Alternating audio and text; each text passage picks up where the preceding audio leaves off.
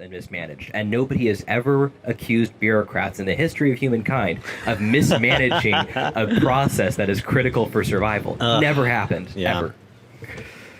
I'm detecting heavy sarcasm. Captain Obvious strikes again. Yeah. With that, we'll go into our next chart. And this is, again, that two-parter. We're going to talk about the clothing situation in California. So California has a clothing conundrum. In 2020, residents of the Golden State bought and wore about 530,000 tons of clothing. Yeah. As it stands today, about 500,000 of that is going to end up in landfills. That's like a significant... Of this year's production. 2020. That's like the latest data that this study has. With less than 1% resurfacing in tomorrow's clothing through recycling programs. Disgusting. With this crisis in mind, I mean, do you have any thoughts about that before we dump into the 3D printer thing? No, very, very briefly, just two things. First off, Grant actually has a clothing brand, which I want to plug real quick because it's fantastic. It's 2019. It's some beautiful designs, beautiful work. 2019 clothing, you can find it on Instagram at 2019.clothing or on my website, grantcoltrup.com/2019. I just want to make sure we plug it now because I've worn his stuff before. I've used his bags before. I can attest that they're high quality, and you won't need to throw these away immediately. Got some bags in here. They're kind of cool. I hope that got in the shot. They're great items. Would highly recommend it. But in addition to that, the one thing that I want to just clarify real quick, because that's from 2020, right? Yeah. That's the year that people were going out and buying less clothing anyway. So that could have been an off year for clothing sales and clothing waste. Sure. And it still was that high. Sure. Which is an indication for just everybody out there that when it comes to waste and use, think about the things that go beyond just what you're using in terms of food, packaging, plastics, but also the things that we wear. Anything that's going into a landfill, and not just, I think I get what you're saying. My point is not so much on the consumption side, so much as being considerate of the makers of are you making sustainable products, and to the consumer of where is this product going when you're through with it? Yeah. Like, are you throwing clothes in the trash, or are you finding ways to, like, I don't know too many clothes recycling programs aside from like Goodwill and stuff, but I'll bet there's a market opportunity. Some entrepreneur needs to come along and like open a door where this can be done, because it's frankly frightening. Yeah. Like, we waste a lot. Let's not. And there's ways that we could reduce waste with minimal intrusions on our daily lives. Oh yeah. And those are the areas that we could just increase efficiency without any overhead cost to a person's life and their general functions. Very little overhead costs. Right. Or the recycling program is structured so that there's a bit of a kickback if you participate. Exactly. And I'll bet that could be done. But I think I'm of the opinion, and maybe I'm a little bit idealistic when I say this, but I think most people would be all for protecting the environment if the negative consequence on their life was minimal. What? The environment? Not in my good American country.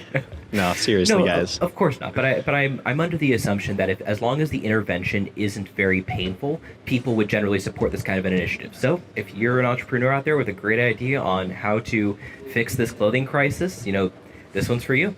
Yeah. Well, that leads me into the second part of this topic, and that is that my not favorite, but one of the 3D printing companies which I've studied, called Stratasys. They are a 3D printer manufacturer, so they make the machines. They just released the J850, which I think we can get an image on screen of, the first one. And this is a 3D printer which is designed with its with this PolyJet technology, which is designed for the fashion world. The machine is designed specifically to print onto fabrics or materials like fabrics or denim or polyester, linen, and leather. This is a significant step. 3D printing clothing has been long difficult to get into, to dip their toes into. Right. You can run through that second image now. It's been hard to do. Many companies have dipped their toes into it and thrown their entire division bankrupt trying to do it. I personally have experimented with 3D printing onto various materials, clothing being one of them, and it's extremely difficult. There's a lot of considerations to have in there, but it's possible. And I see a future where this is totally, like, this is a thing, customizable. We just have to get the technology there. The designers are there. The designers are champing at the bit, an Eric Garcia-ism, champing at the bit to get into this.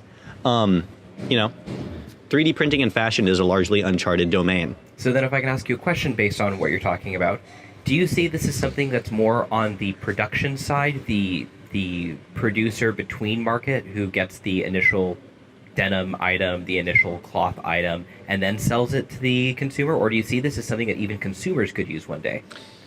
Well, the path that this machine is going on to right now is not so much 3D printing clothing, so much as 3D printing on clothing. And that's just like having a bedazzler. Okay.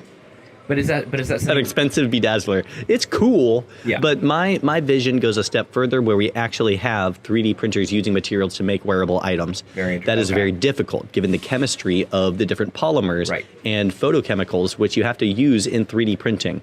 It's not impossible though, and slowly but surely the science is getting there. Okay. But this is a great step because it is starting to bridge the gap with the ease of extrudable materials which can be 3D printed onto different fabrics and other types of clothing. Absolutely. So Exciting. So it's not where it stops, but this is a great step in the right direction for the industry. Yeah, it Okay. really is. And it represents a significant investment by one of the larger, bigger names in 3D printing, Stratasys.